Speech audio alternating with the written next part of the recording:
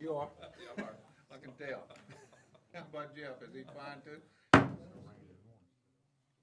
matter where I'm gonna need all this. We're going to call to order the Strategic Planning Committee meeting for Tuesday, February 2nd.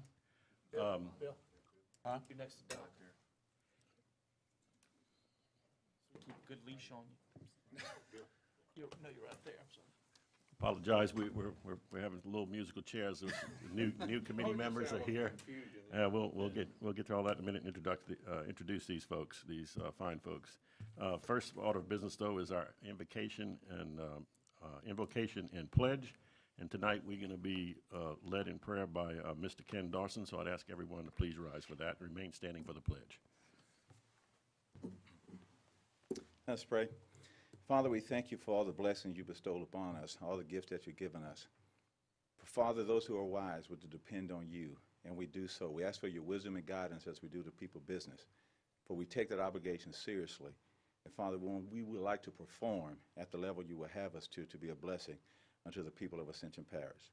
We thank you for all the things that you've given us, and we know, oh God, that you will perform in us your will so that we'll be successful.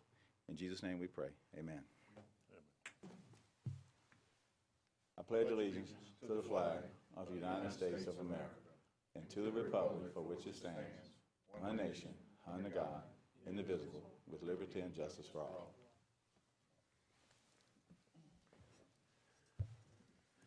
Okay, welcome everyone. The roll call, Madam Secretary. First, let me introduce our secretary, since it is a new term. It's Jessica Marcotte. Did I get that right, Jessica? That is correct. I know I have, and I want to apologize right from the get-go, pronounced your name Marcotte in the past, and I think a lot of other people have as well, so we'll try to remember. A good mnemonic for that is, think of the army cot, gentlemen, that you'd have to lay on. So, Jessica, please note that Councilman Dempsey Lambert is absent, and all other members are present. Item number 3, our public comment period. As always, we will honor any member of the public who wishes to speak on any item on our agenda for 3 minutes. We would only ask that you not only limit your time to that, but that you would sign in with a card with Jessica before speaking. Item number 4, moving right along, introduction of new committee members. I'd like to make some comments about that. I'm extremely pleased to assume the leadership of this committee. And I hope that I can do a good job in honor the trust that Chairman Kluot has placed in me.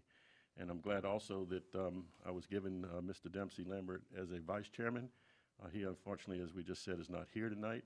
But Dempsey brings a lot to table. It's our District 5 councilman, for those of you all that may not be aware of that. He chairs the drainage and does so much other things and does fine work. Also with us tonight, we have Benny Johnson, like myself and Dempsey, a lot of velvet on the antlers there, from District 11. Benny chairs the Utilities Committee, which I work with as well, and is doing a fine job, I think, there to try to bring our Triple P, as it's known now, Public-Private Partnership of Parish-Wide Sewer, to Ascension. So welcome back, Dempsey and Benny. Now, the new committee members. We have to my left, to your right, Mr. Aaron Lawler, District 7. And also then to my right and your left, Mr. Bill Dawson, District 2. Very excited to have these two guys join this committee. Not that the other guys weren't doing a great job. In fact, one of them decided not to run for re-election, so that has nothing to do with the person's work and all in this committee.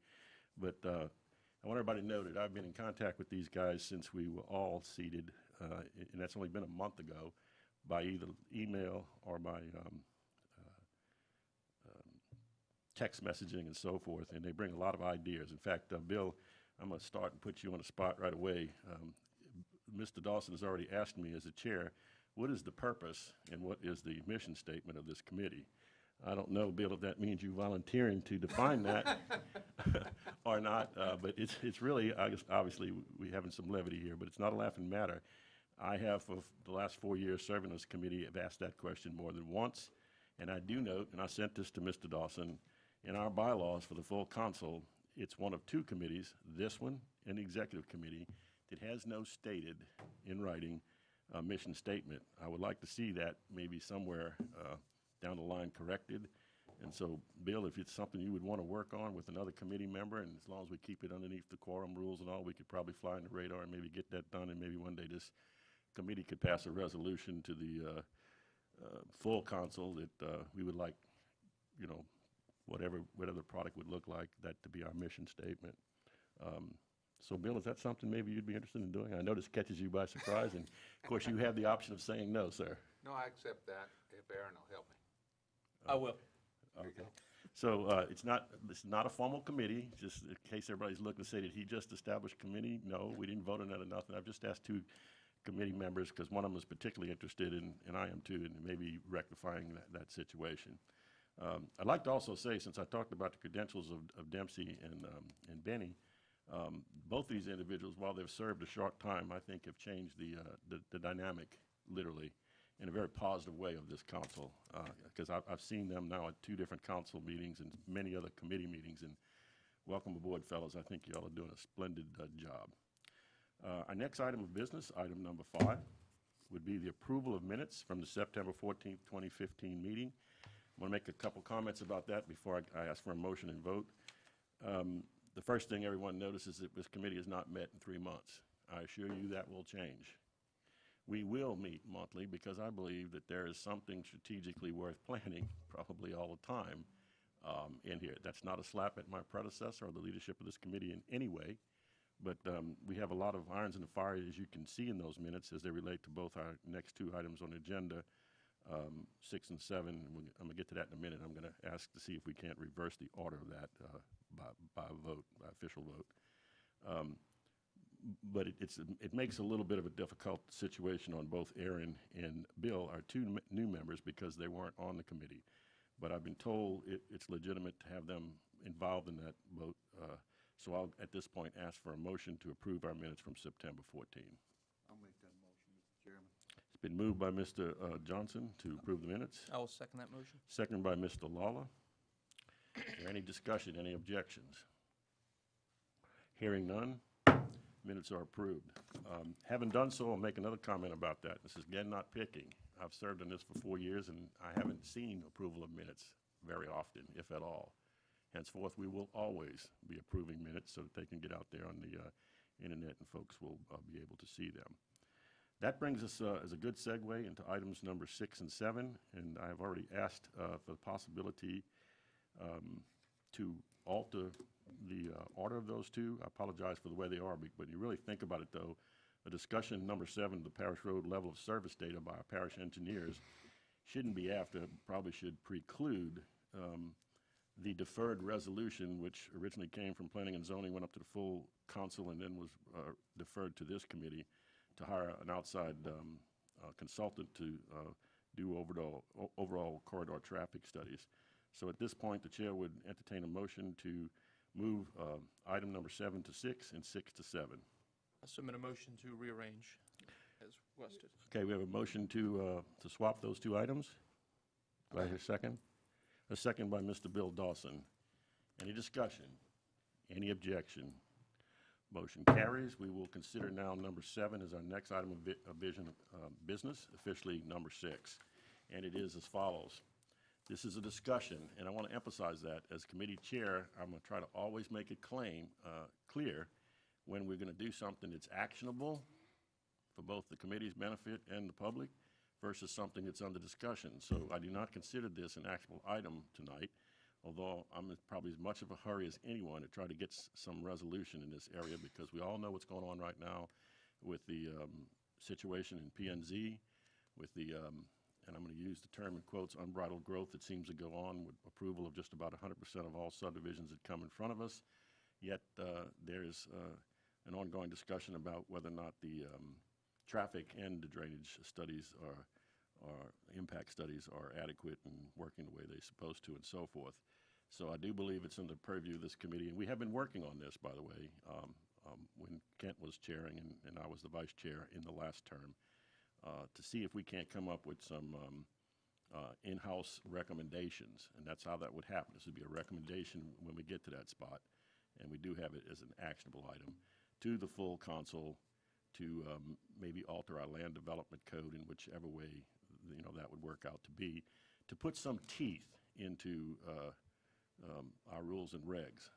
A lot of the commissioners, and I have empathy for this, don't feel like there's enough teeth, that, using the master plan as an example is not sufficient to turn a subdivision plat down.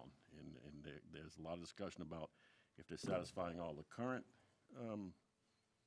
land development code rules and regulations that they feel obligated to approve. Quite frankly, I don't think that can continue, and I'm hopeful that it won't. I believe we do have what's necessary right now if someone wanted to turn something down, but on the other hand, if I can do anything to make that an easier job in a more appropriate way, then I think it is the purview of this committee to try to alter the code and do that. So that's what we're going to try to do here in the discussion. Before doing that, in introducing our parish engineers, Mr. Bob Turner and Ms. Rhonda Bro, who will lead our discussion tonight, I received a correspondence late this afternoon from a parish engineer that does a lot of work with the parish. He indicated that he could not make the meeting tonight because he had a conflict to go to the Chamber of Commerce meeting where he's a featured speaker this evening.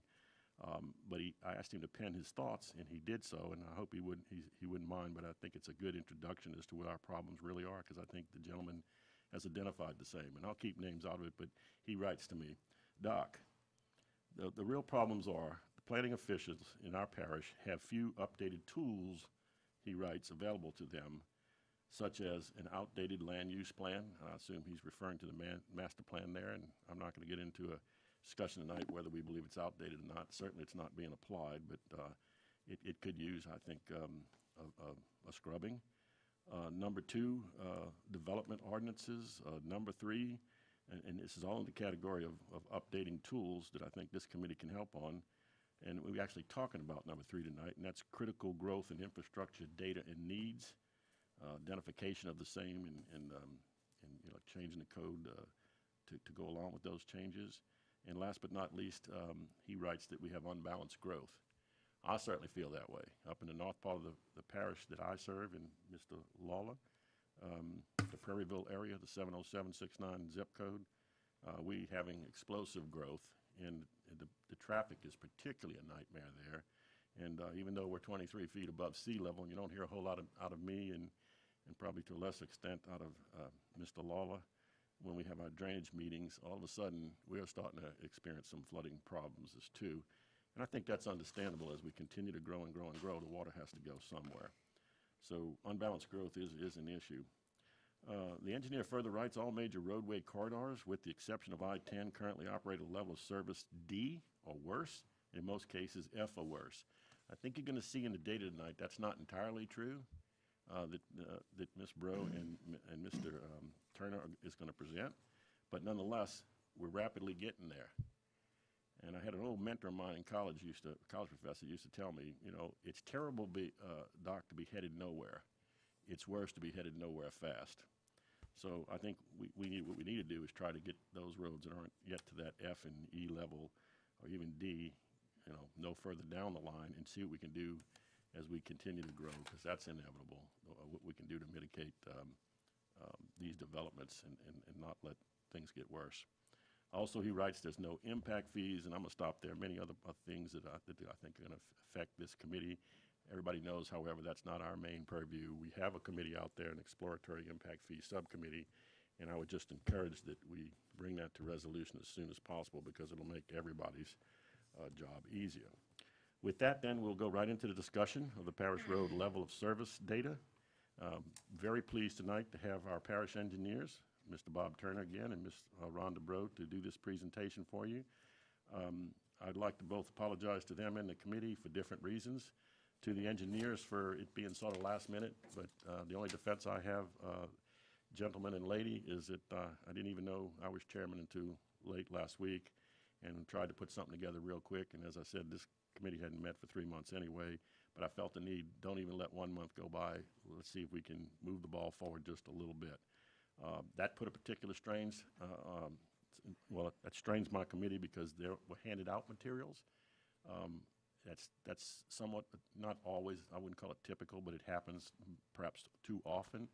So I plan to fix that in the future by having the material available well in advance of the meeting so that committee members can study it, as well as put it out on Novus with our iPads and so forth. So we can cut down on the paper and save some of the money. I know that the president's interested in doing that, as well as make it a situation where, you know, you can keep your notes in a more efficient manner and so forth and so on. The apology to the engineers then is that I was unaware when I asked the two engineers to come before the committee, I guess it was last Thursday or Friday or whenever, that Mr. Turner has a part-time work schedule with the parish, not, correct me if I'm wrong, Bob, working on Fridays and Mondays. So here we are on a Tuesday, and Doc's putting pressure on these fine individuals to come forward. But I've looked at what they have actually weeks ago, maybe a month or more ago, and it's some real, I think, thought-provoking, stimulating data. And even with the short notice, I think we can digest it. So without further ado, Bob, we'll ask you to come forward and tell us a little bit about these level of service studies that you guys have been doing in 2014 and 2015. And also, sir, if you might want to mention, my understanding is there's some more roads that are being tagged for 2016. Thank you. Thank you, Mr. Chairman. What I am proposing to do, and first of all, I'd like to apologize to the folks at home and to the committee. I just didn't have time to do slides. I'd like to have done slides, but I'm going to work with overheads, and I hope they will come through. Bob, excuse me for interrupting. I was just passed a note, and I have extremely bad manners this evening, and so I apologize to our parish president. He should have been recognized and probably should have just put that on the agenda from talking about the new members. Although, Kenny, I think most people know you from our first two parish council meetings and so forth. Welcome aboard as well, sir, and really looking forward to working with the administration, and that goes for you as well, Mr. Dawson, and the parish engineers, and sort of a triad approach there to try to move this ball forward. Kenny, many apologies, sir. Mr. Turner. What I want to do this evening, and first of all, thank you for inviting me to come and share some information on levels of service of parish roads. Levels of service is well, let me back up for a second. Some months ago, Mr. Bob Horner made a presentation regarding levels of service. And I apologize, I was not privileged to see that presentation, but it's my understanding that it was excellent. And it's not my intent to duplicate what he had done, but I probably will be using some of the information on what constitutes level of service that he probably explained in his presentation. But I want to then use that to expand to get more detail on what levels of service is and what it is not, and also to allow us to start looking at individual parish roads as to what the level of service might be. The level of service is a term that's used to describe the operating conditions of a road based on factors such as speed, travel time, maneuverability, delays, and safety.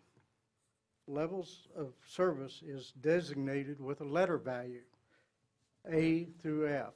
A, of course, being the best operating conditions, and F being the worst. I have a chart here that probably best depicts that a little bit better. Whoop, I'll get it around there. It may be very difficult for the folks at home to read this, but let me go over it real quickly for you. At the top of the list is what the condition for a level of service A is. And that's essentially free flow conditions with unimpeded maneuverability, stop delays at signalized intersection is minimal. That's a level of service A. Essentially, the road is yours. You're pretty much unobstructed.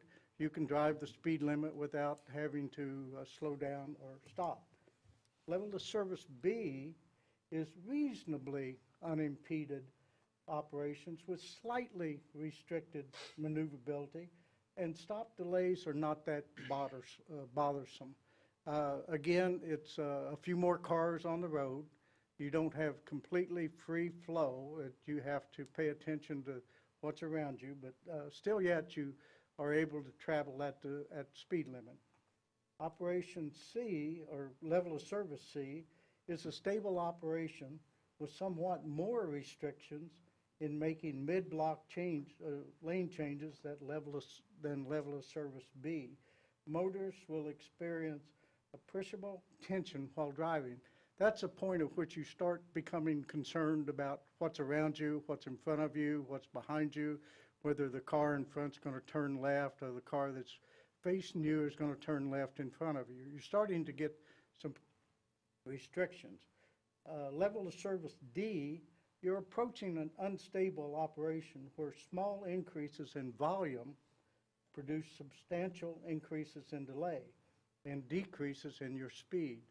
That's when you're starting to slow down, you're starting to create platoons of vehicles, and you could be hampered by individuals turning in front of you, turning left, going in and out of their driveways.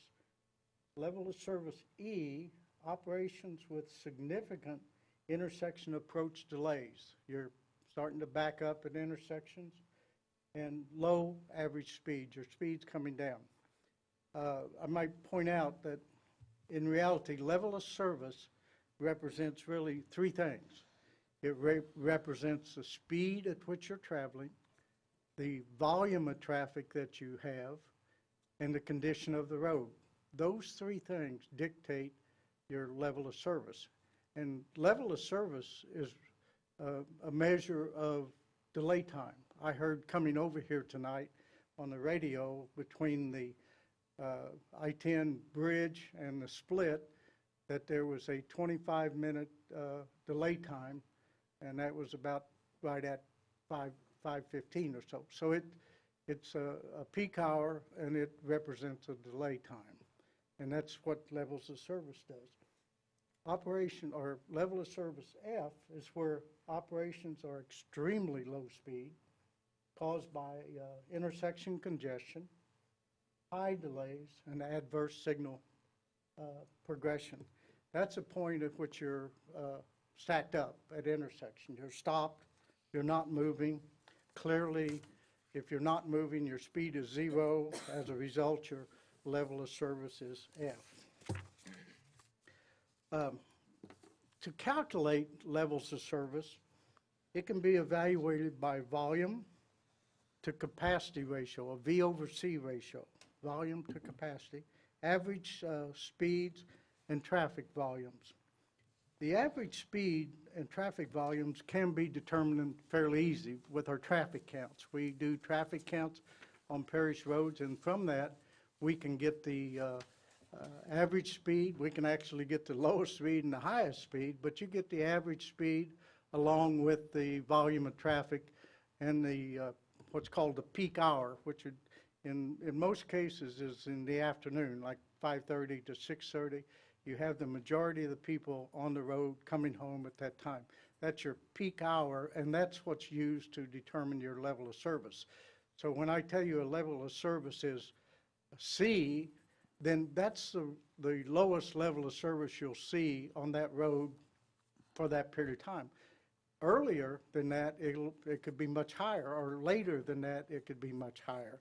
But at that particular moment, that's your worst condition. The difficulty is to determine what the capacity of the roadway is. A number of factors affect the capacity, such as the width of the pavement, the type of terrain, whether it's level, rolling, or mountainous terrain. If the width of the shoulder has a factor on it, along with either open or closed ditches on each side. A mix of traffic, whether or not there are cars, trucks, buses, or what have you. The number of driveways along the roadway. The number of intersections that you pass through, either signalized or unsignalized. And even the number of pedestrians that might be crossing the road has a factor. All of these items are related to making a determination of the capacity of the road. That's one of the reasons why it's fairly difficult to tell you a certain road has a certain level of service. While we do know the speed of the road at the time, we do know the volume of traffic, the condition of the road is very difficult to determine. And so that's one of the reasons that we can't give you levels of service for all parish roads. The Transportation Research Board presented in their highway capacity manual methods to take into account all of these different factors into consideration of the level of service of a road. On two-lane roads, such as we have here in Ascension Parish, the maximum ideal total capacity is 2,800 vehicles per hour at 60 miles per hour in two directions. This would be approximately 19,000 vehicles per day, but since none of our parish roads have a speed limit of 60 miles an hour, our ideal capacities is much lower than that. As you can see, determining the level of service for roads is fairly complicated and difficult due to the many factors that must be considered. Since the majority of our roads have similar characteristics, for example, we have narrow lanes throughout, we have open ditches throughout the parish. It's essentially level terrain. There are very few buses, no buses on the parish roads, few big trucks on the parish roads. We do have a lot of driveways, and we do have a common number of intersections. All of these factors affect almost all of our roads. If we calculate a level of service using a more simplified method by saying since all of those things are equal to each other, we ought to be able to cancel them out, and it comes down to basically speed and volume. Everything else being equal, the things that differ between the roads are speed and volume. While the resulting level of service that we determine may not be totally precise because we didn't factor in all of these other items, it can be used as a measure to compare parish roads to each other, since it will be relative to each other. In other words, if one road has a level of service B, it's clearly better than one of the roads that have a level of service A. Given this, I have charts that I developed showing the levels of service of parish roads based on their average speed and traffic counts that are taken by the parish. These may be difficult for you to see, and I certainly apologize about that, but I have prepared charts for determining levels of service for parish roads that go from 20 miles per hour up to 50 miles per hour, basically in every 5-minute increments. And from that, once you know the speed limit or the average speed that's on the road and you know it's traffic, you can determine the level of service. And I'm going to use that, or I have used that, to determine the level of service for roads that we've taken traffic counts on in 2014 and 2015. And I'll be showing you that here just shortly. Bob? Yes, sir. Yes, sir. I hate to interrupt, but while you're doing that, would you just take one example from any one of the tables that you just had up there and that the committee has in front of them now, at a given speed, a given level of service, what the VC would mean? Sure, be glad to do that. I want to be sure the committee totally understands. Yeah. this Say, rough for estimate so I example, can, we have a road in the parish that has a 40-mile-an-hour speed limit. Basically, if the traffic on that road is less than 533 vehicles a day, that road will classify as a level of service A. The road is clearly able to handle that and not a problem at all. They can continue to travel at 40 miles an hour.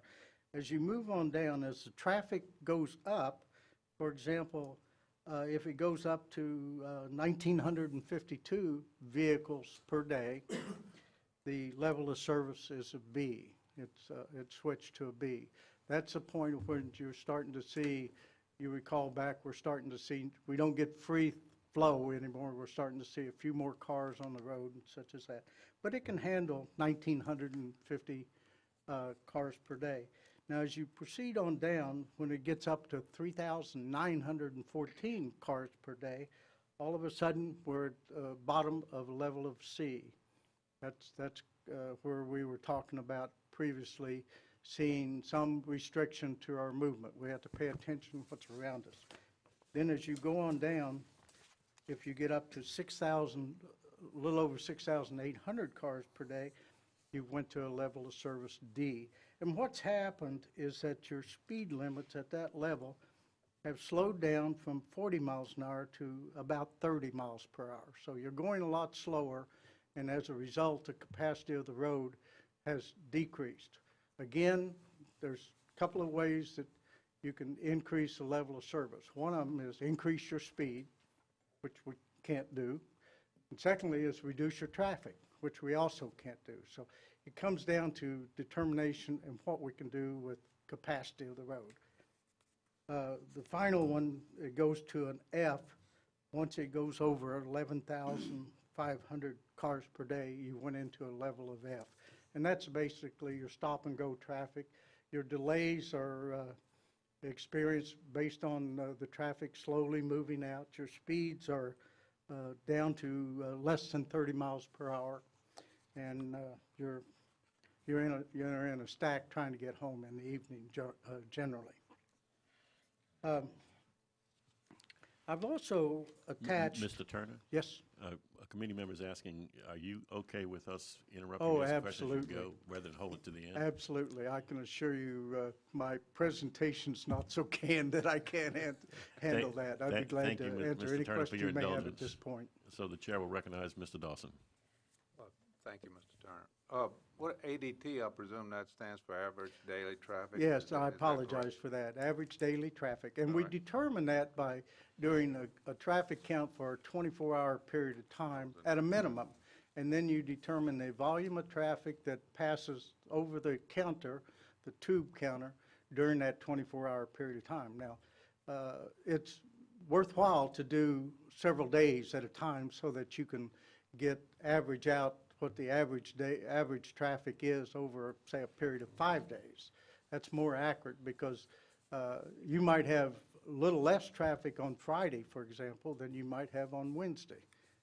People take off early for the weekend. All of a sudden, the traffic's not out there on the road like it is. On Sunday, your traffic's fairly low. People are at church or something of that nature. And so it does vary by the day and by the week, but if you do a week, you can get a pretty good average. Well, I also see this center column, I presume that's vehicles per hour. Is that correct? Peak hour range? Yes, I apologize. That is, and I apologize for not explaining the chart better, but yes, that Well, it is your would be peak hour determination of your traffic. In other words, if you get an average daily traffic, your peak hour generally is about 10%, 10.5% of your average daily traffic will be your peak hour traffic. Your What peak is hour that? Is traffic that generally calculated, occurs or in is the that a afternoon. measure? Is that calculated or is that measured? That's a long-term figure that based on experience. It's not a calculation that will do that. It's a observed factor. And you can check that by taking your average daily traffic, and you can go down the chart for every 15 minutes, and you can find your peak hour, the most traffic that occurs in that peak hour. And you can sum that up, and that'll be your peak hour. Well, is it possible that you could have a roadway, for example, that would be below this average daily traffic and put it in a B or C category? However, at peak hour, it could be an F highway. Absolutely. In fact, that occurs virtually every day. The level of service is not a fixed figure for any road. It varies all the way from an A to an F, or I won't say it varies from an A to an F. It depends. It could go to an F. I-10 that I was talking about, the congestion, clearly it goes from an A to an F almost daily. And so you're when we measuring it report only in that- peak hour. When we report that, if either one of those, I guess, is, how do you, when you have when you classify a road at level of service B or C or F, whatever it is that the lowest of those two? That's correct. Okay. That's the worst condition that we've observed for that particular road. So a B would be, say, where the peak hour traffic was such that it operates at a level of service B. Clearly, that road, that's the worst condition. It'll not go to a C or a D. It'll probably go to an A, though. And so a little later on, I'm going to show you some charts of particular levels of service for various roads, and I'll explain why some of them appear to be really great roads and others appear not so good. Okay, thank you. Okay? Yeah, Yeah. thank you. And Bob, a follow-up question. The data, I want the committee to understand this, I know you and I have discussed it. This is data for roads, meaning that somewhere on some place on the roads that are listed in our packet, the LOS alphabet that's there was determined. It's not necessarily the case. In fact, it is not the case at an intersection. Is that correct? Absolutely. Yeah, in fact, I want to briefly talk a little later about intersections, but not only is it not at intersections, but it may be only at one particular spot on the road, because just down the road from where we took our traffic count or where we did our speed studies, there may be a significant development that either adds a lot of traffic to the road or takes a lot of traffic off. So the level of service at that point will be different than what we measured. We try to measure it at a reasonable midpoint between major generators, so that we try to capture what is a reasonable figure for that'd be indicative of the entire road, but knowing full well that it does change throughout the road. And also, sir, again, for the committee's benefit, we've discussed it in behind the scenes. The data for 2014 and 15 were done on different days of the year. Yes. And then is maybe confounded a little bit by whether school was in or out, or did we determine that school was in at both times, or? In 2015, it was done, I think that was in the October area of the year, and it was done while school was in session. There were part of the counts that were taken in 2014 that were done in January, and there were periods when school was out. And so those counts would be affected by that. Now, the counts that are, and I'll be honest with you, I never selected those roads in 2014 nor 2015. But I have asked for the roads in 2016 to be done at a time that school is in session. I want it to be in kind of the cool, say, January, so that the heavy tourist traffic does not reflect too much on the roads itself. I want to try to get what's really unique and pertains purely to Ascension Parish traffic, if I can. And two more quick questions, and we're going to recognize Councilman Johnson's had his hand up for a while. Make a comment for the committee's benefit on rain on the 2 days of data collection from 2014 and 15, whether it was or not, and was the same road, I know I've asked you this before, spot examined in year 2014 as was examined in 2015, this idea of trying to go to the centralmost spot of the road and so forth and so on? As to rain, we did not determine, the information that I got did not determine if it was a rain. That's not one of the items that we collect. And part of the reason is that that's a little bit different than a tube that people run over. You'd have to go to rainfall records. The only thing I can say in defense of that, of not collecting it, is that we each have to get up every day, and every day we go to work, and every day we come home, and some days it rains and some days it not. Right. But generally, rain, unless it's a flood situation, extremely hard rain, generally does not affect your traffic flow. Right, but it is true that a lot of people won't go out in the rain, so it could reduce it. It could be a factor. I just want the committee. Yeah, no, I understand that. I understand it's a dirty estimate anyway for the lack of all the, man, it's a whole lot of factors beyond just capacity road. There's a tremendous but I still number believe of factors.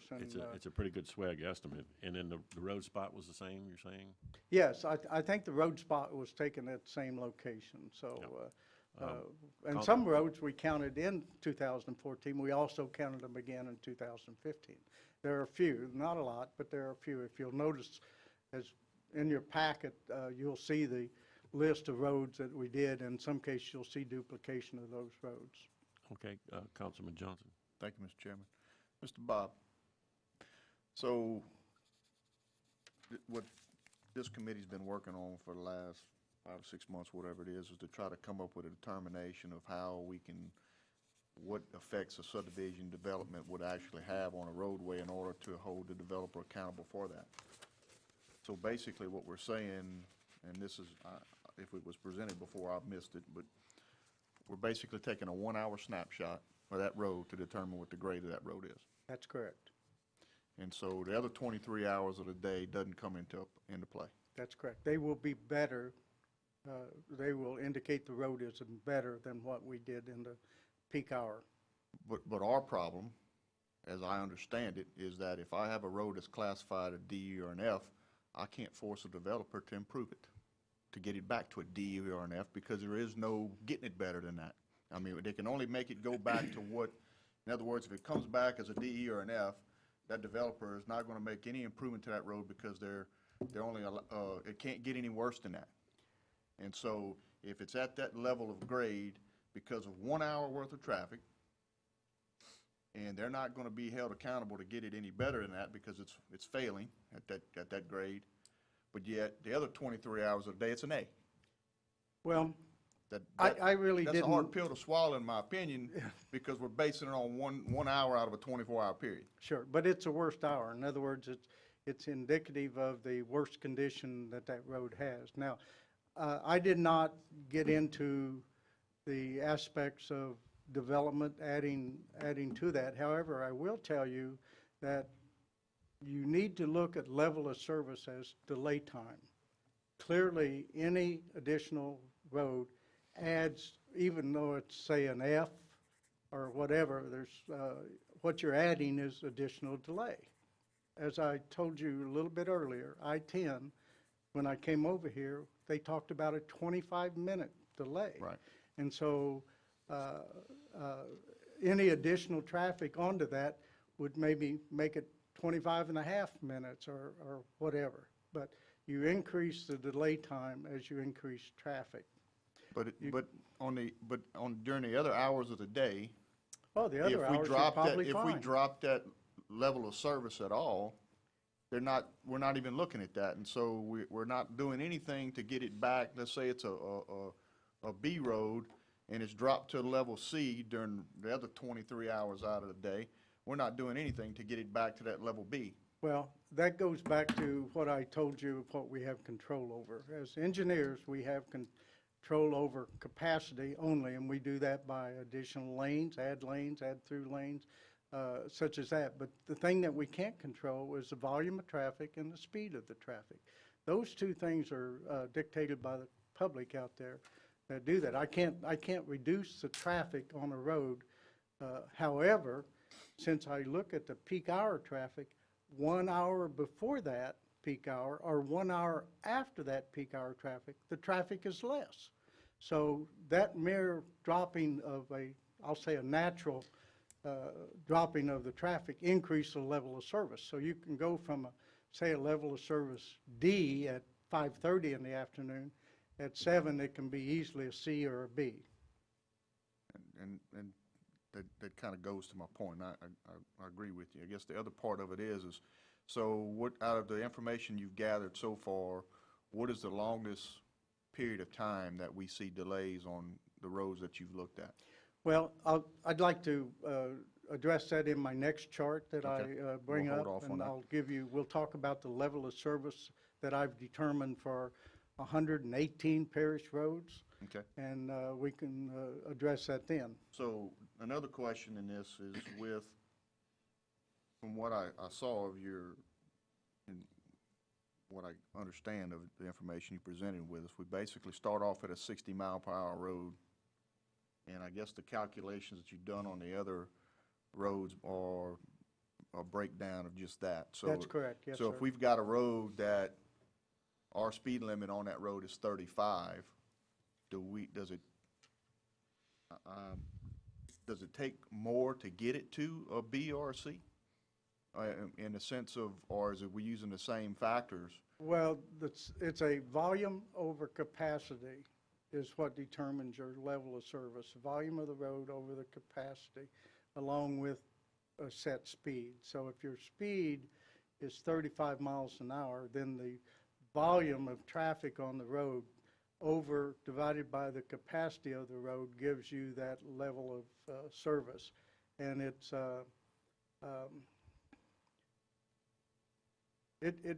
varies. And I guess maybe I overemphasize the term grading and level of service because it's really a delay time. I'll put you on the spot. I'll give you an example, if you don't, and I hope you indulge me on this. I'm not trying to. Joseph Area Road. Yes, sir. When the state had it, it was a 55-mile-per-hour speed limit. Yes, sir. We dropped it to 45. Yes, sir. Okay, so the road didn't change. That's right. So in that particular instance, it may have been say a B under state at 55, but now it's 45. Does that make it an A? No, it makes it a C. It goes the other way. If you drop the speed limit, you lower the level of service. In other words, our 60-mile-an-hour theoretical road, as you add traffic to it, your speeds slow down and your level of service goes down. So the slower you travel on the road, the lower the level of service of that road is for the same volume of traffic. But at 55 compared to 45, I made the road safer, or should have, by requiring the cars going 10 miles an hour slower, so therefore the roadway should be safer, and so none of that comes into play. I think that's a dilemma that we have. Where is safety related to speed and conditions of the road? That's a dilemma that we face all the time, and that's one of the reasons that we need to be very careful when we set our speed limits. They should be reasonable speed limits for the condition and safety of that road. At the same time, they should not be artificially low.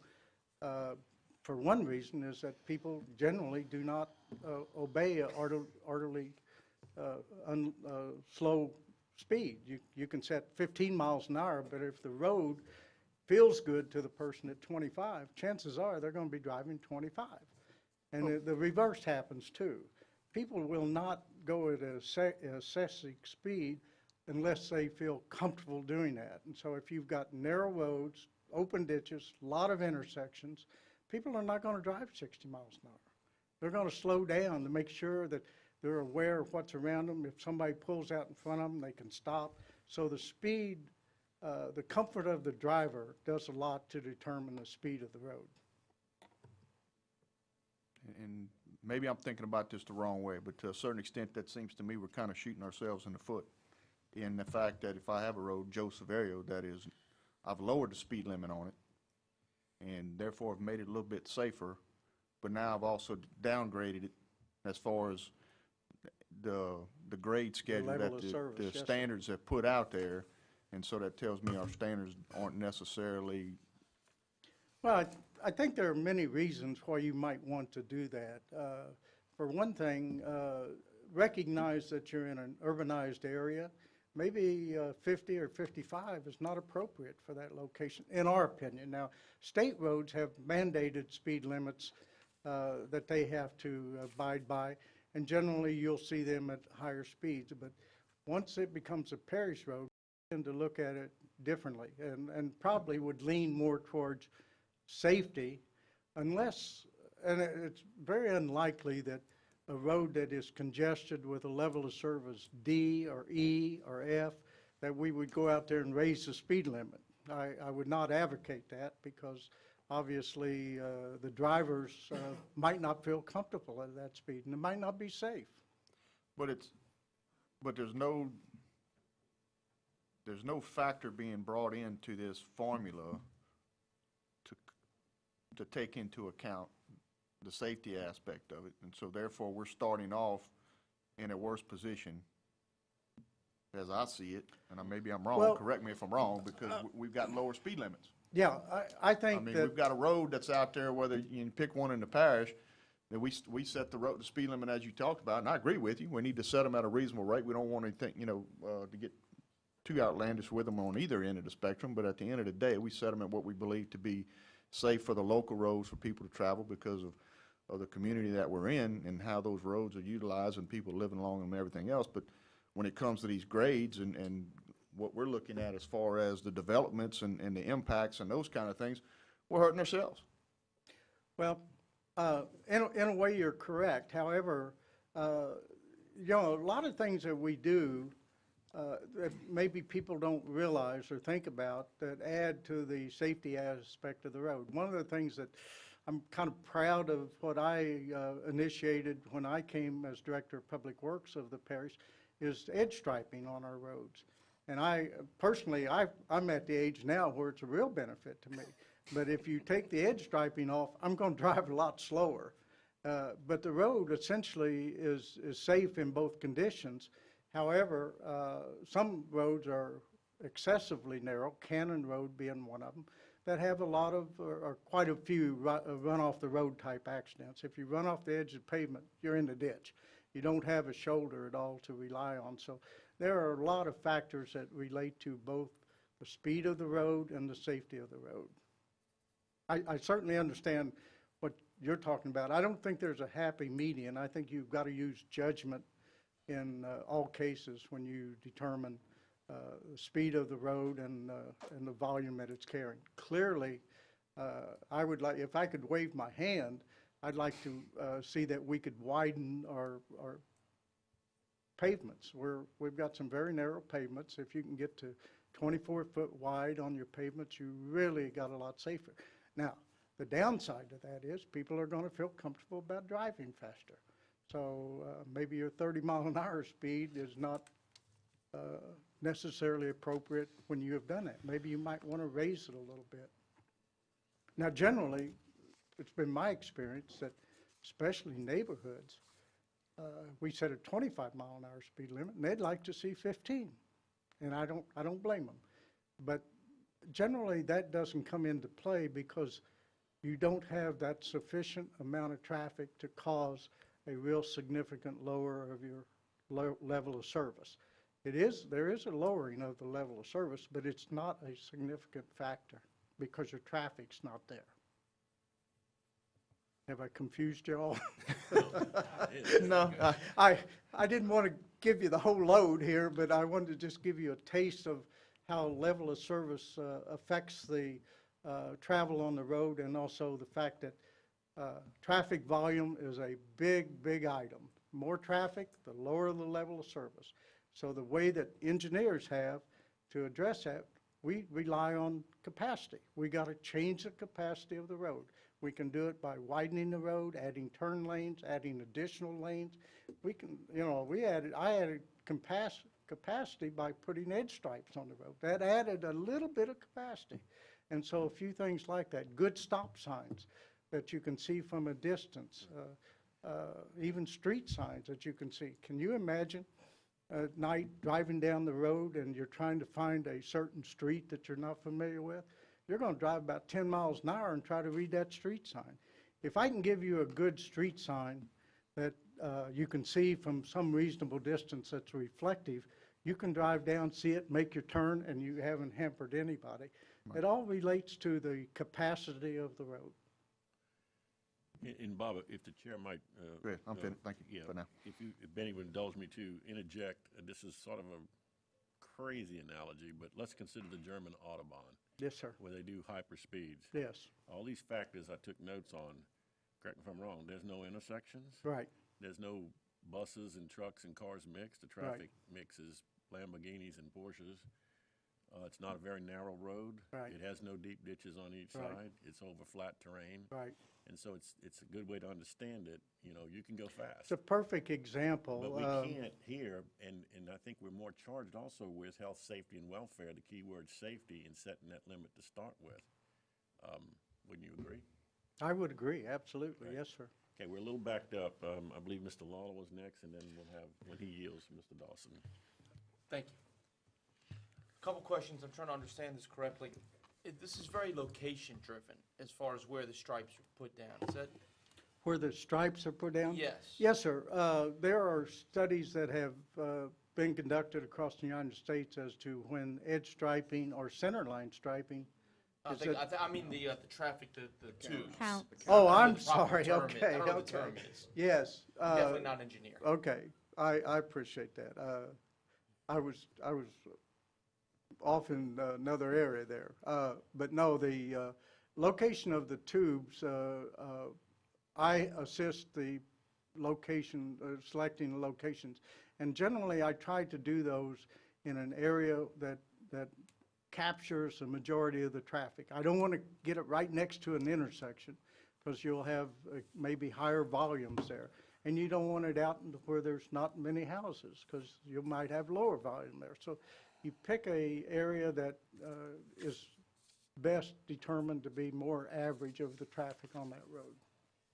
My next question is it's somewhat theoretical, but it's my understanding that these traffic studies, there were some done in 2014 and some done in 2015, correct? That's correct. If the traffic tubes are placed in the same location, can we get that information to use it to compare? I would like to give that to you, but I'm sorry, I can't tell you at the location that those were done. Those were not selected by me, and I'm not sure that we have a record of where they were actually placed. Is that something that we could do in the future, keep track of Oh, where they're placed? absolutely, absolutely. In fact, I can give you, well, let me back up a little bit. A little later, when the 2016 roads are finally selected, I can tell you where the tubes will be placed, and I'd be glad to do that. And the reason I ask is, we could, correct me if I'm wrong, could that information be used over a year-by-year and historical perspective to show that X amount of houses were built? This is the actual difference in traffic that was a result of X amount of houses. Well, I think that's kind of what the state does. The state does a annual traffic count, and over the number of years, you can see the growth of traffic. Now, that can be from a number of things. It can be from development. It can be from people moving through the parish and such as that. But no, it's not a fixed, you don't get a fixed figure. It changes one way or the other. And generally, here in Ascension Parish, the traffic will grow annually, 2 to 3%. I think Joey, do you remember what the state projections are? But they are like 3 to 5% annual growth of their traffic. Two more brief questions. I'll try and keep it brief. The standards and the equations that you're using, are these the same that developers use when they do their traffic? No, they're different. My traffic is my traffic. The traffic I'm glad that you're owning it. okay, the traffic that I'm using or taken out on an average day has nothing to do with any development. Where a traffic engineer during a traffic study for a development will take the traffic right at that particular intersection, both for the traffic that's expected to come out of the intersection and the traffic on the road that they're connecting to. And from that, we can determine whether or not there is a legitimate reason for requiring a turn lane or other such improvements as that. This is a different type study. It's not precise to a particular development. No, I understand that, but I guess my thought is in the future is, can we use, if we know where the developments are, we know where the traffic studies are that we're doing and they're doing, can we use that to gauge the accuracy of the developer's traffic studies? I think it's possible to do that. It also may relate to the next item on your agenda. I mean, where we're talking about having a broader traffic study that relates to a corridor rather than an individual intersection. So, I mean, that's a possibility to do that. This study's not for that, though. I didn't try to address that. Thank you. My last question, and this is, you were talking about improving roads. Have one-way roads been investigated as a possible solution? We've looked at that in the past. One-way roads generally get a lot of opposition, especially from people on the road. They don't want to have to go around 2 blocks to get back home.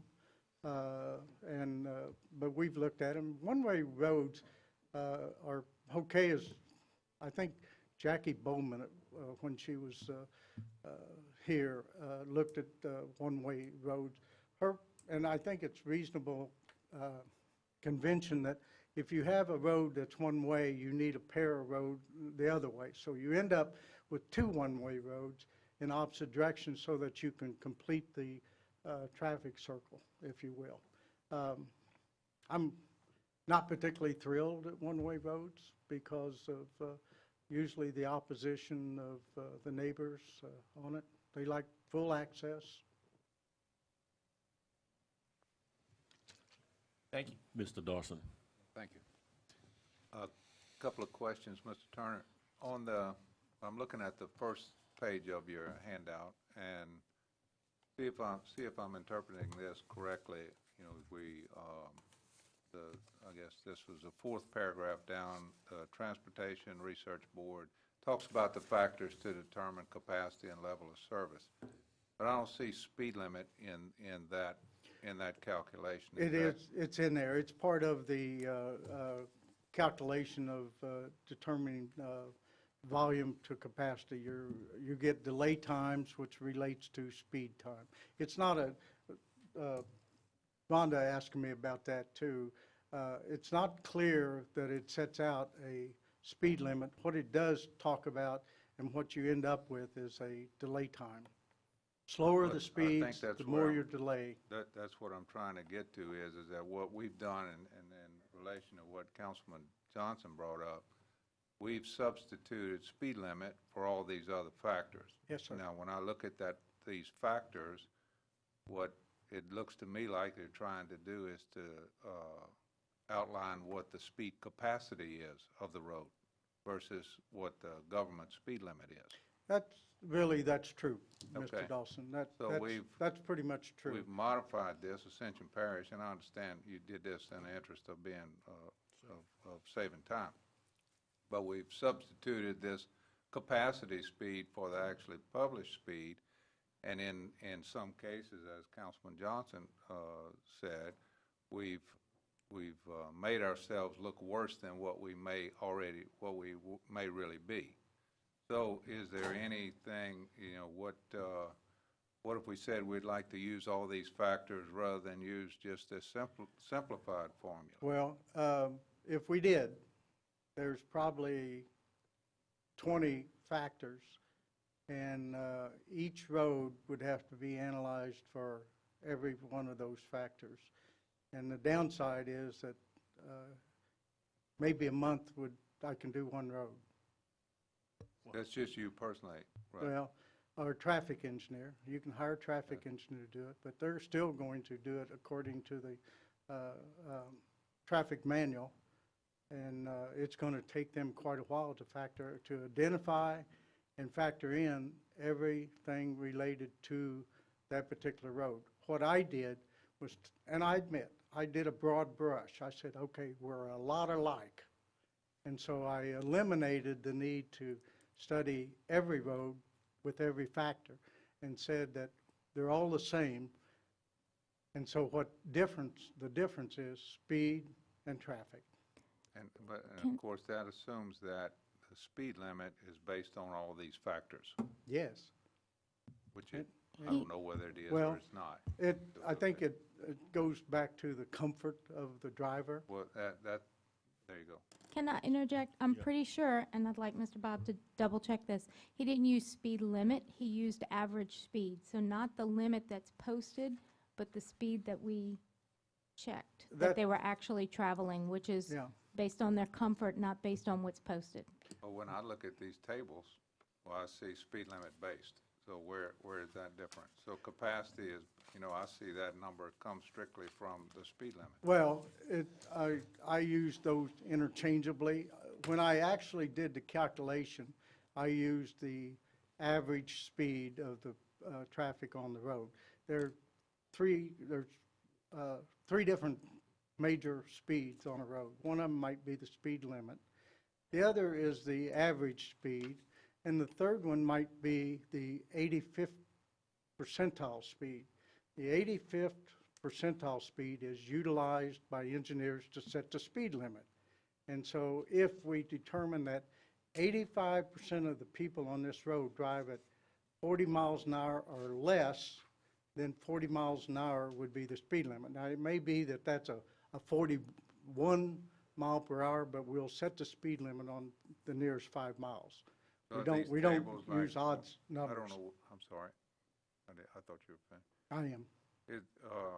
So these tables, are they noted incorrectly? Because it says speed limit 30 miles an hour, and this is your average daily traffic, and that's how you get your grades out of that? Is Yeah, that- and I apologize. Again, it's a matter of simplification. But yes, it could have, I should have said average speed on the road Some of, in lieu of speed limit. They're usually very close, though. some of the rows in the table were removed that we didn't think you necessarily needed to see. There was a lot of additional information, so we shrunk them up or hid some rows. So he probably did use the average speed, but just showed the posted speed limit, just so you'll know what the road is functioning at, so you can kind of get that information. But he actually used the average speed of the road for the calculation. Yes. Okay. Yeah. All right, the second thing, I lost my note, but when somebody comes and wants to develop a subdivision, and we require them to do the traffic study, Yes. then do they use this table on this 2014 table in any way? No, they So do, they do go not. and This collect. this is a table I developed. This is not a table out of the manual on traffic, the traffic manual. They would use the full calculation for the traffic manual for their particular intersection, or What- for what their I'm trying to- particular, their section. What I'm doing is painting a broad brush to give you an indication of relative levels of service for the roads in comparison with each other. I know I'm confusing you, and I apologize for that, but I'm trying to find I out. just look confused all the time. So, What I'm really trying to find out and hoping to relay to you, what roads do we need to be looking at because they're in a lower level of service than other roads? We might have roads that we think are bad and are not bad. They can handle the traffic that's on them. And so we might want to look at those roads that have lower levels of service in order to determine what's needed there. Now, I will tell you that generally the parish does not build roads. We've built a couple since I've been here. When I first got here, Parker Road was basically newly constructed, made one heck of a difference on that road. Roddy Road, we've done quite a bit of work on widening Roddy Road. But when you do that, all of a sudden, you're talking about big dollars. You're talking about at least $1.5 million a mile to do like Roddy Road. Highway 42 that the state is doing is $15 million a mile to go from a 2-lane to a 4-lane divided facility. Good. So, Well, I wanted so to it's ask you big about- dollars. Okay, great. I understand that completely, but I wanted to understand where they get their traffic count when we ask them to do a traffic study. Is it contemporaneous with this development? Is it what's the time frame for them collecting the data, Well- and who oversees that? They do that. The private developer hires a traffic engineering firm to do a traffic study. And they go out and they do traffic counts over a period of time on the road. They anticipate the traffic that is will be generated by the new development during full build-out, knowing full well that the first house is not going to generate that traffic, but the next 47 houses will generate your full build-out. So they utilize that to complete their traffic I'm study. trying to understand when they do the baseline. Do They do a baseline on the connector road. That's all they have. I mean, they don't have anything else other than we're going to build a subdivision with 200 houses, and we're going to build it on a particular road. The only thing they can really put their finger on as to actual data is go out and do counts on the road itself, right at the intersection. The rest of it is computed based on the fact that one house generally produces 10 trips a day. Yeah. So if you have 100 houses, you're going to generate 1,000 trips a day. Well, I was really trying to understand the timeline on that. So, How you know, long in it our takes? example for, you know, I live on, south side on Highway 44, Yes, sir. and, you know, if you would One have of the done most congested areas in the if you would have parish. done a traffic study a few years ago, before all the industrial expansion started, you would have gotten us quite a bit lower number than what you would get if you'd have done that today. I just wanted to see if somebody's doing a development in that area, they want to make sure they have to use data that's current. Absolutely, sir. I absolutely agree. We would not accept a traffic study that indicated the traffic data was taken 3 years ago. Okay. We would not do that. It's got to be current. It's got to be Okay. within the last 6 months, or I'm going to ask that they do it again. Okay. It has to be current, because of the very thing that you're talking about. We're one of the fastest growing parishes, and as a result of that, our traffic in certain areas changed fairly rapidly. So in order to properly evaluate the impact of anything, we need to have current data. I have one just general comment. Bear with me. Go ahead, Mr. Dawson. You know, we talked about, and I understand what Mr. Turner's saying, and he only has control over the capacity of the road, I think is generally what he's saying. That's correct, yes, sir. And I agree with that, but I think that we, as a governing body, we have not only control over the capacity of the road, but we have control over the capacity of the vehicles. So, you know, there are two factors you know, there's another factor in that besides just the capacity, the number of vehicles, but it's the number of persons in the vehicle is another factor. Well, That- I understand sure, that there that's are- not a part of yours, yeah, but you know- I'm saying that we as a committee, we need to recognize that it's also possible to increase the occupants. Yeah. And in fact, you see that in major cities. Houston, Dallas, you have a HOV lane, a high occupancy vehicle lane. And what they're essentially trying to do is since they can't increase the capacity of the road, they're trying to reduce the number of cars on the road by putting people in the same vehicle. So, but the result's still the same. If you can reduce the traffic, you increase the level of service. Thank you. Yeah, we're going to have to move along, and I appreciate the Okay, vigorous I'm about discussion, to because we got to wrap get into up. the data. So, Bill, Bob, please continue. Yes, what I would like to do now is to show you basically the results of what I found when I did my traffic study. And I apologize to the public that they clearly can't read this, but these are 69 locations that were taken in 2014. The first one is Alligator Bayou, for example. The 85th percentile speed on Alligator Bayou is 37 miles an hour. And I don't have the posted speed limit, but I used the 37 to calculate the level of service. And it became a level of service C because it had a little over 1,000 vehicles a day. Now you can take that and go back to my other chart that I previously gave you and see that with that speed and that traffic, you can find where I got the level of service C. Now going down that first sheet, you can see levels of service E, D, B, C. There's one F. The one F is on Ascension Parish 929 west of Broad Road. And Part of it. a number of people probably are aware of that. And there is, as we get on down, I think there's one more. Most of the roads are falling in B, C, and D.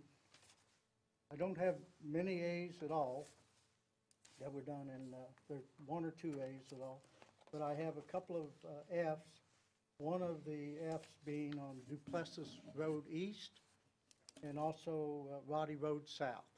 Those, and primarily, when you look at that, you're looking at traffic of 5,900 vehicles per day. On Roddy Road, you're looking at almost 8,000 vehicles per day. So those are levels of service F. Mr. Now, Bob, real F for quick. F for one period of time in the day. Other times, it's fine. We could probably drive Roddy Road right now and not have a problem at all. When you say Roddy Road South, what are you delineating there? Or is it from? I apologize, I can't tell you definitive where it breaks between, we did 3 different counts on Roddy Road. It was kind of like Roddy Road South, Roddy Road Okay. Middle, and Roddy Road North, and I can't tell you exactly where that break is. Okay, that's fine. I was just curious if you could. My guess would be in the vicinity of south of Church Point Road. Right. Would be Roddy Road South, but I can't be sure of that. Yeah. And again, that's my 2014. My 2015 roads, I had 49 locations on those. And again, Roddy Road South was the same thing. F, it repeated, pretty much repeated what we found in 2014. Again, there's a lot of Bs, Cs, and Ds. In reality, I think we have to recognize that parish roads are generally not our congested areas.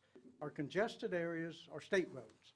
That's the backbone of our transportation system in the parish, and this is not to be utilized for state roads, primarily because of those conditions that I told you about. They have better shoulders. They have wider pavement. They have closed systems. They have better access, more visibility. So those things that I struck out on parish roads apply to state roads. So I don't want anybody to utilize these thinking that I can figure out what the level of service is for Highway 44, for example. It just does not apply. It's a horse of a different color. That's pretty much what I've got for you at this point. Be glad to, oh, I have one other thing for you. And that's that talk about signals. I talked about intersections for just very briefly, but signals go a little bit different. They don't go on anything other than delays. If you pull up to a signal and you sit there very long, that starts affecting your level of service. And for unsignalized intersections, if you sit for 10 seconds or less, then you are at a level of service A. If you go 50 seconds, which is almost a minute, then you're at level of service F for an unsignalized intersection. For signalized intersections, it's kind of similar, a little bit different, but on level of service A, it's 10 seconds or less after you're signalized.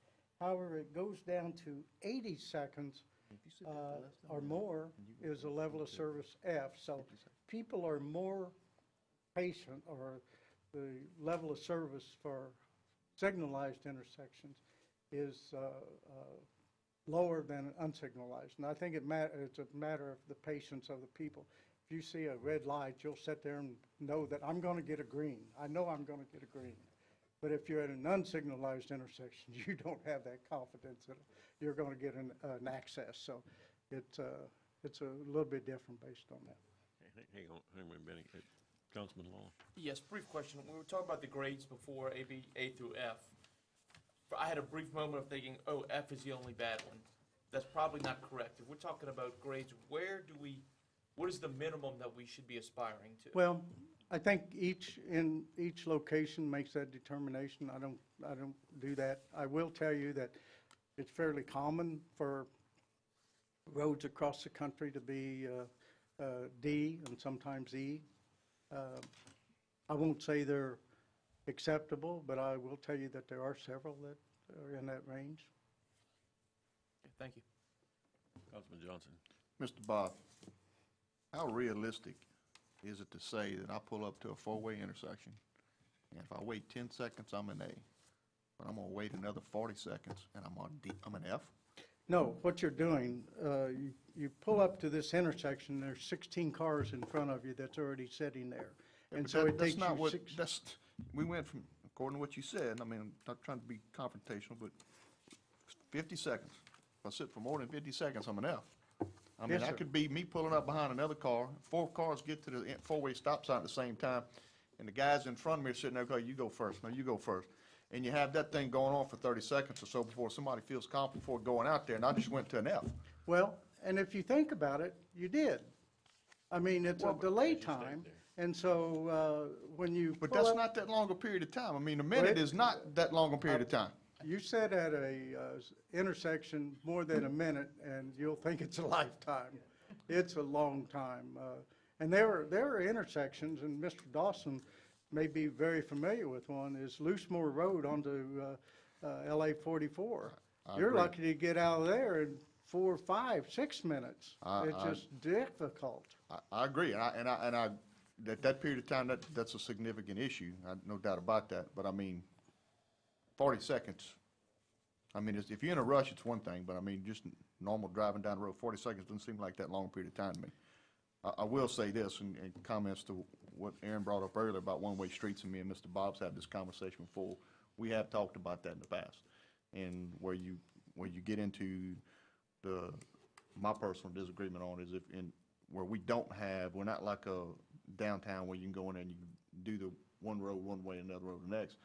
I don't understand, and like I said, me and Mr. Bob's had this conversation before, you take a road that's not all that wide, and so therefore we've made arrangements to do some different things with them to try to keep them safe and within reason.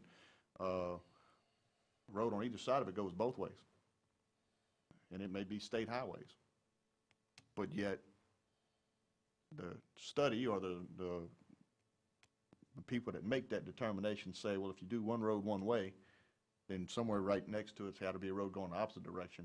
My argument is that I got a road going in both directions right there next to it. And so I think that may be something that we have discussions about within transportation, because there are some roads out there that we have that are realistically too narrow to be having two-lane traffic on it. And we've made a determination not to put center stripes down those roads. I don't disagree with it. I have concerns about it.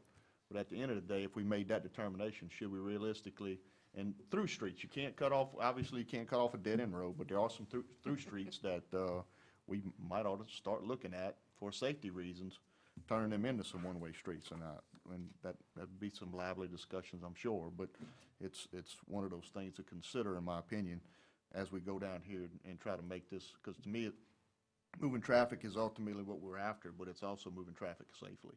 And one question for you, Mr. Bob, do you see, because one of the things we've been talking about here, and I think this is the first time you've been involved in this discussion, is there a way to come up with a study that we can develop within the parish, because I don't think it's something outside's going to do because they don't have it, that can be more realistic as far as the impacts of developments on the roadways in the parish, so we can start making some changes to how we go out there and determine what we're doing and making improvements to the roadways to realistically assign some kind of an impact. To answer your question, I would say yes, there is, and I think that's something for this committee or the planning committee or the council to look at. But clearly, and Mr. Dawson's pointed this out, that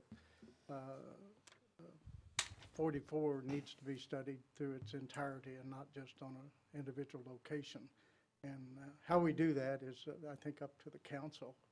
And maybe it's part of your discussion that you're going to have in the next item after me.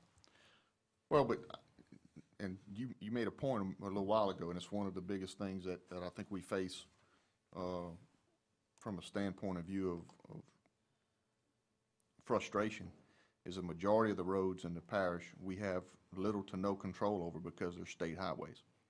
The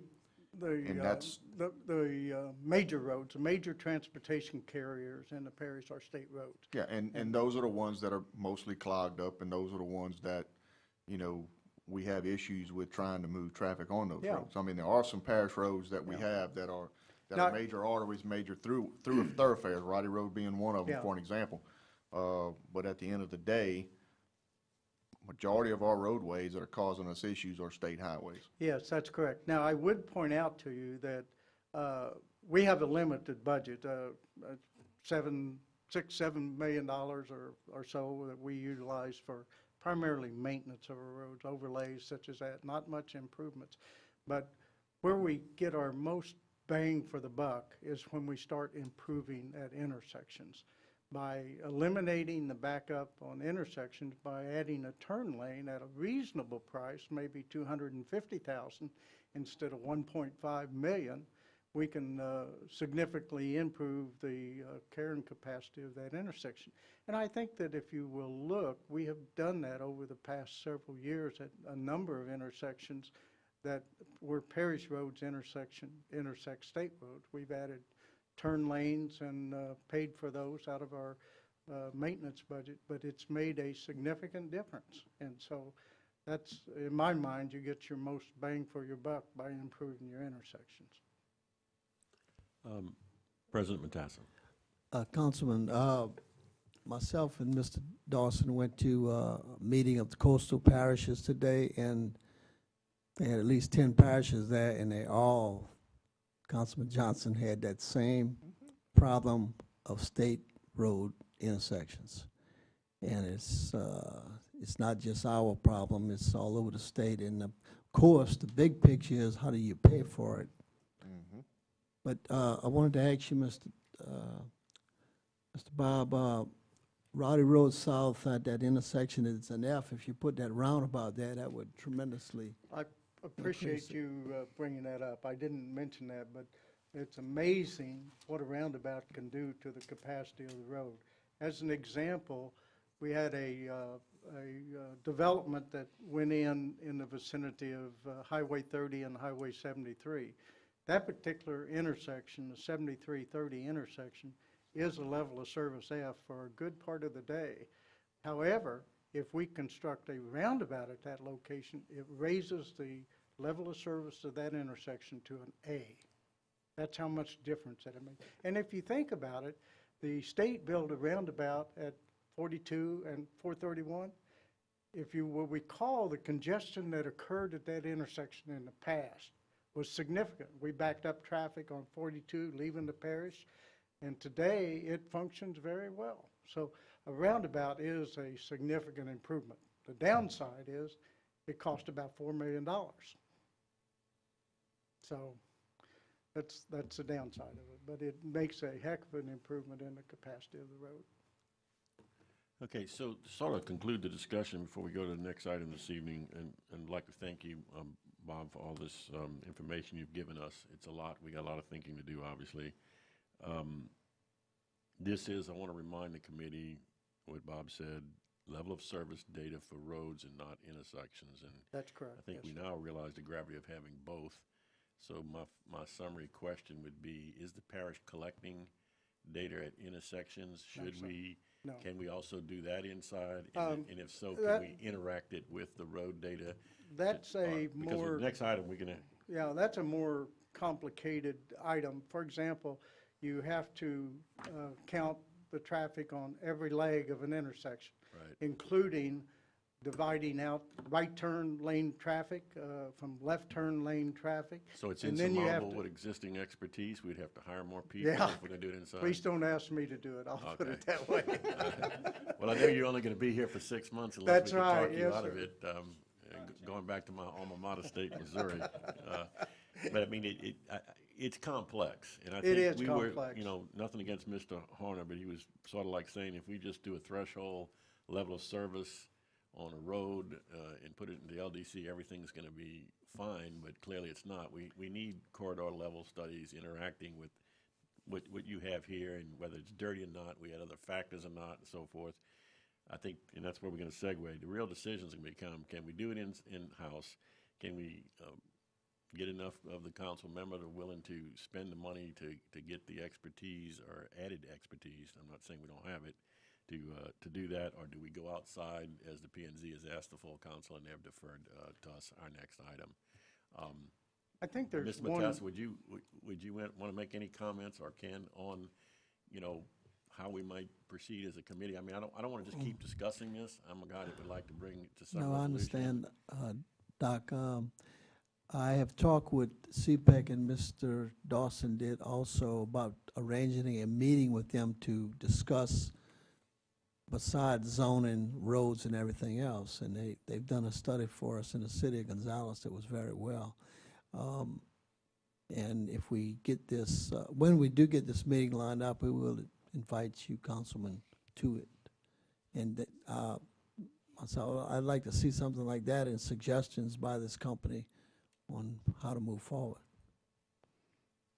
One of the things that I think would be exceedingly important is to try to identify those locations where we think that we could maybe do some help.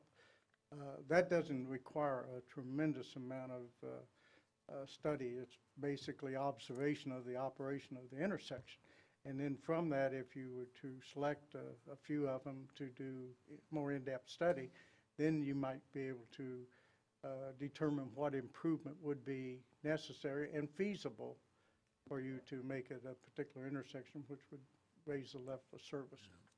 And of course, we're not interested just well, we are interested in improving things that exist, but also what I said earlier in introducing this topic, putting maybe some teeth, I think was the way I described it, into our land development code so that we don't continue to just maybe be approving development where it's inappropriate to do so.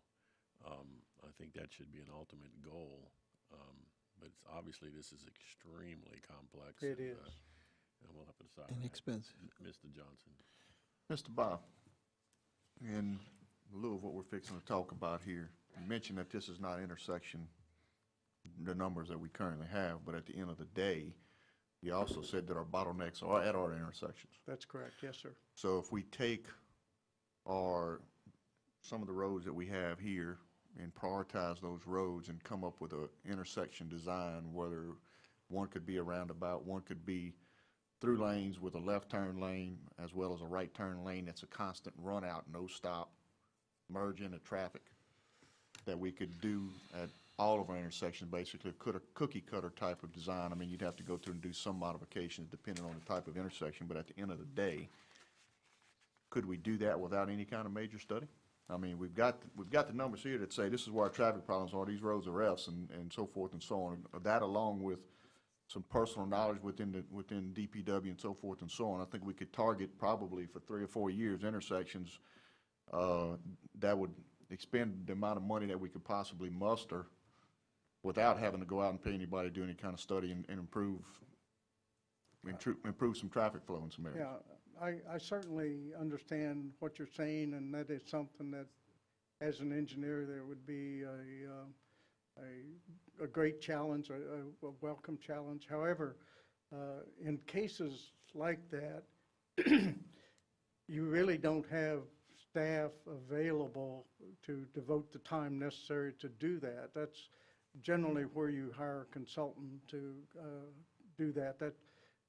Because we're day by day answering the phone and talking to people about their particular development and such as that. And so we would drag it out so long that I don't think it'd be worth it. Well, I mean, your design could be done by outside agencies, so forth and so on, but with, I would think with recommendations from the administration to either this body or transportation up through the council could put some priorities on what intersections could be improved and then go with that.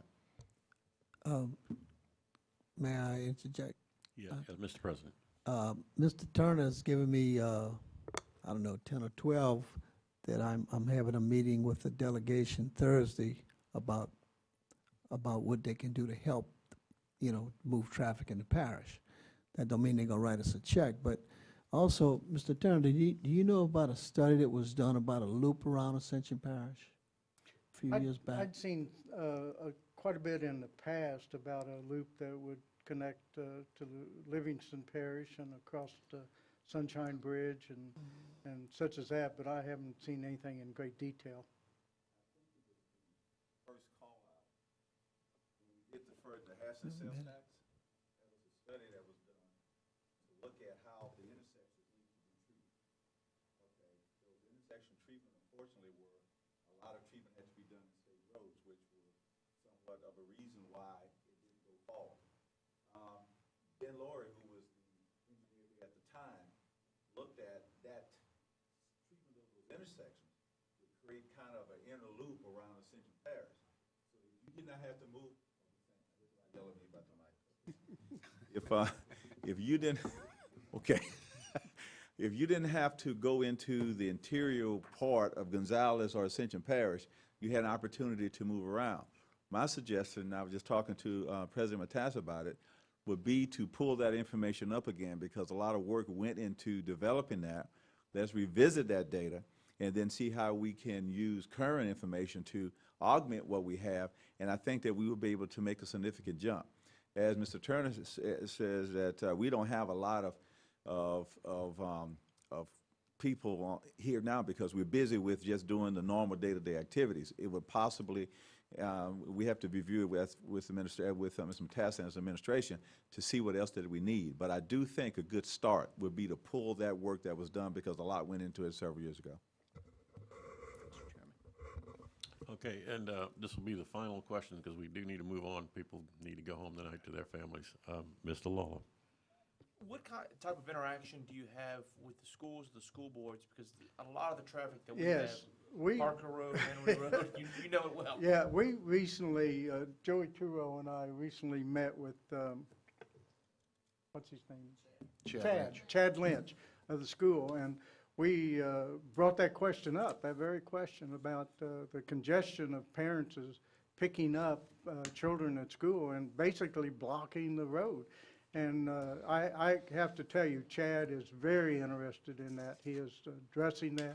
He's trying to reconfigure a number of parking areas and the route of weaving vehicles in to make sure they can get them. So they are looking at it, and it is an issue. I don't have a solution for you. No, I understand that, but it creates a safety issue along Parker Road. I think it is you know, too.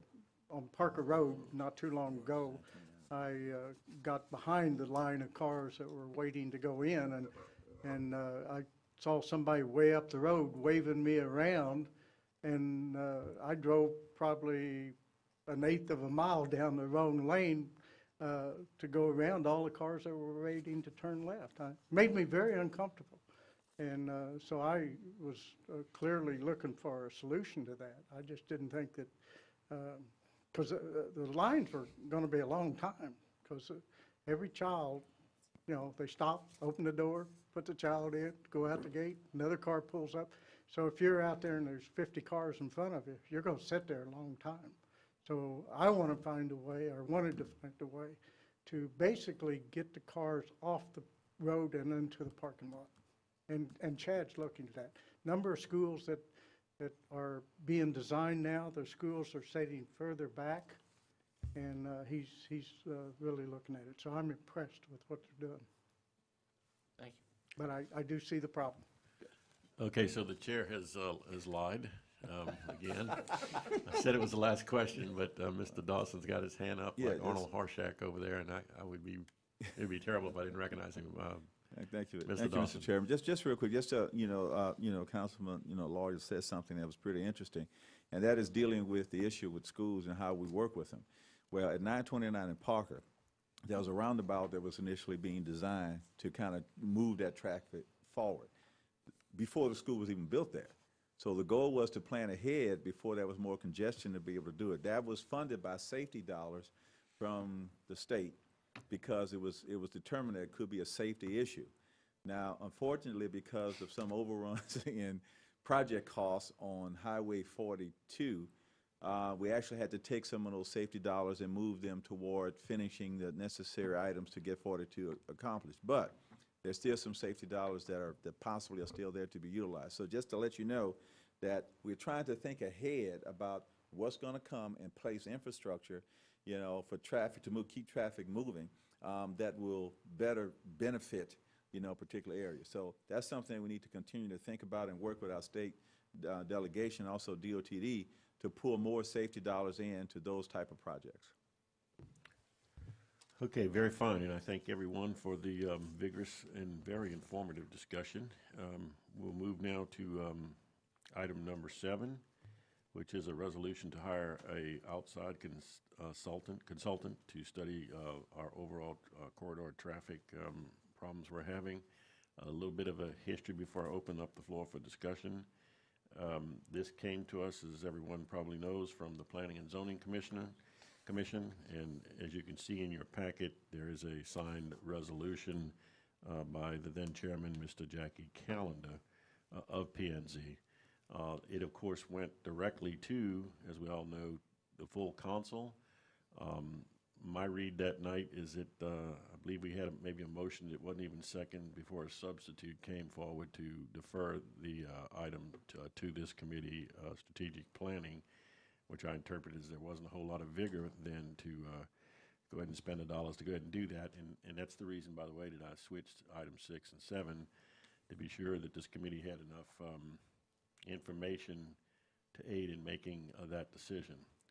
So with that all said, the chair will open the floor for discussion.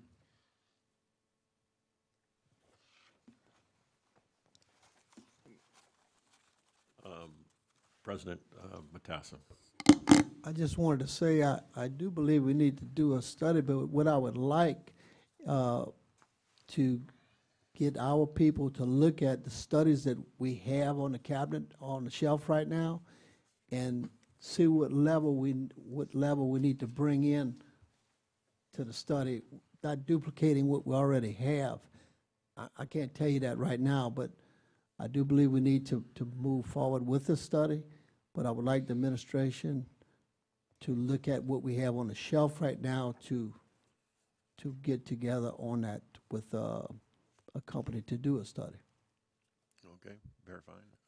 Councilman Johnson, I guess.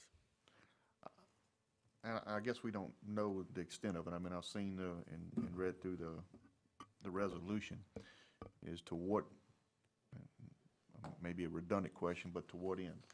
I mean, the conversation we had prior to this, and I think it was kind of crossing over from the last item to this one, is that we had information that developed, or according to the engineers that were here, and prior to the ones that we have now, plus others, gave us the information that our problems aren't necessarily with our roadways, but they are with our intersections.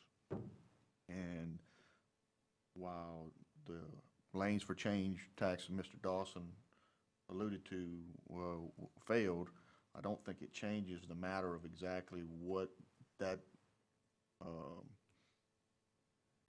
program, or what the effects of that program would be. I think if we go out there and we look at the intersections that we had within that program and start identifying and prioritizing them, and put them in the areas that that have the most impact upon what we see already, according to the traffic counts we have, I think we can come up with enough projects over the next couple of years that would more than suffice the amount of money we have available to us to complete. I think we need in addition to roundabouts, or I think what we need to do is identify intersections that are our highest priority to be worked on, come up with a generic design, if you will, of, like I said before, with through lanes and a left turn lane and a right turn lane. I will argue the point that right turn lanes, while they're good, they do not move traffic, in my opinion. I sit in traffic at 621 and Airline where there's a substantial right-hand lane, turn lane, and I can tell you that the traffic still backs up sometimes a half a mile on the west side of the railroad tracks there, and there's hardly any cars sitting in that right turn lane. And you'll go through 3 or 4 light cycles before you can get across, and it's mostly because you have a few people trying to make a left turn at the Airline. So I think if we're going to solve that problem, I think you need to add left turn lanes into them, and I think we can.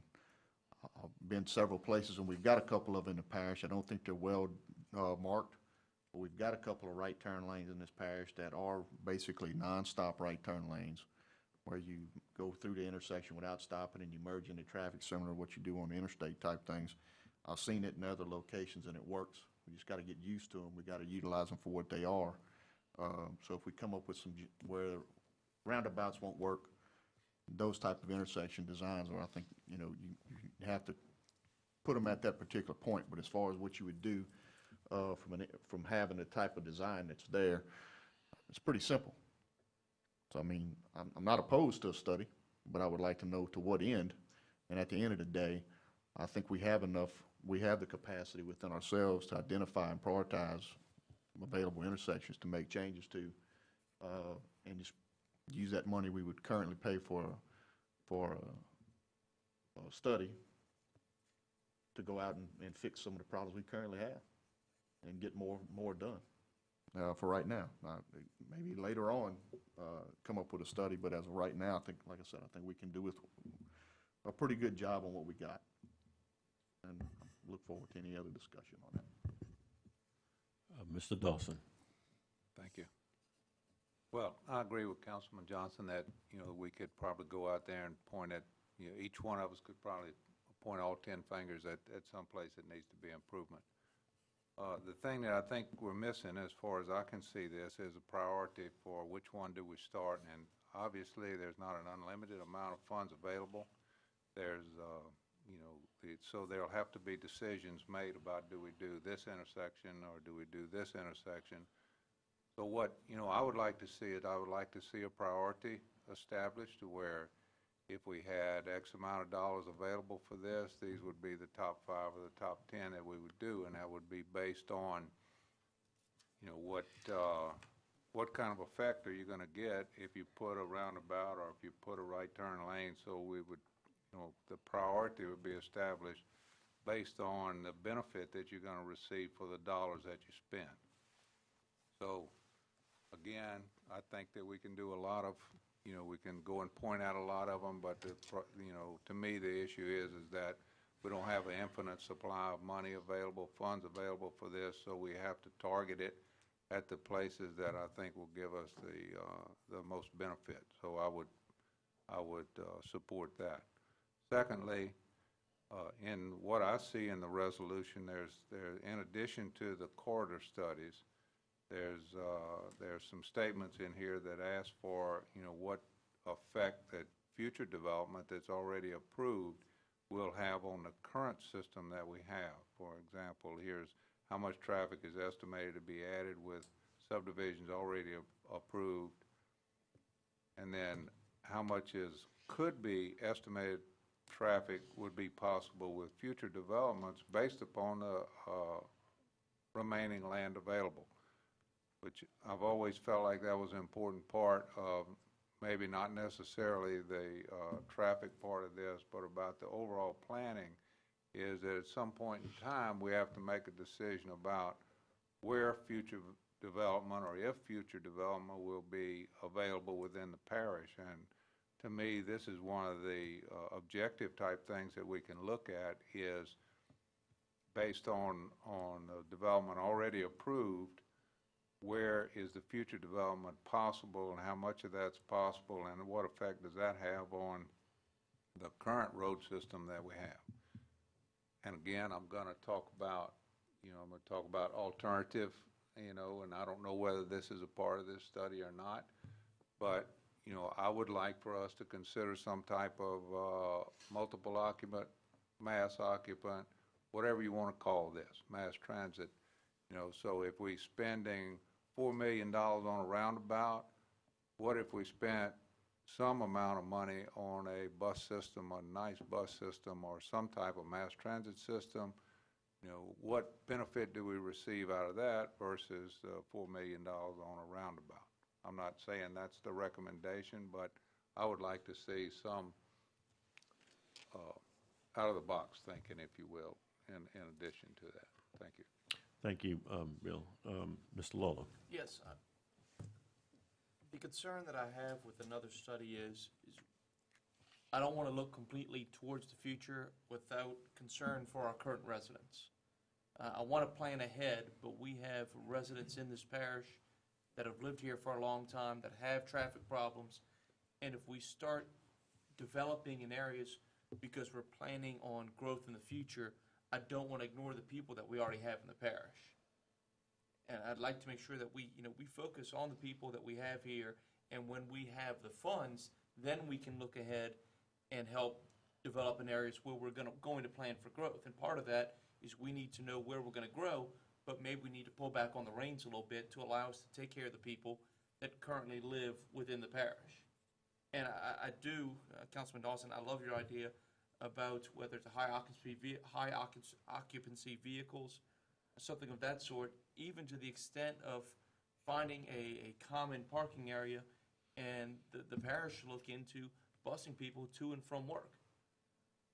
Whether it be to the plants and common locations. We could probably get something like that going relatively inexpensively.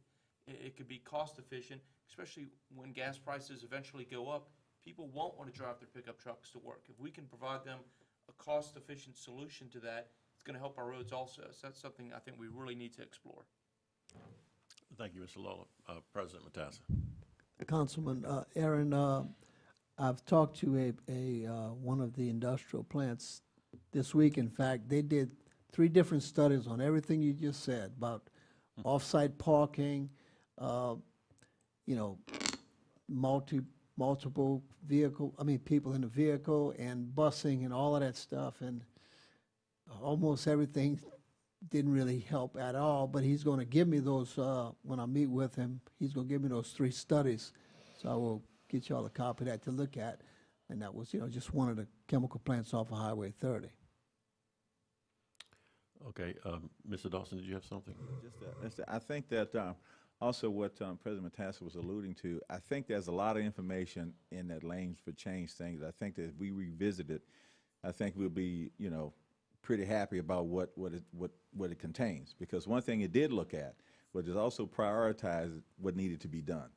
It looked at what needed to be done first, second, and depending on the amount of funding that you had, and then if you had more, what you could continue to do.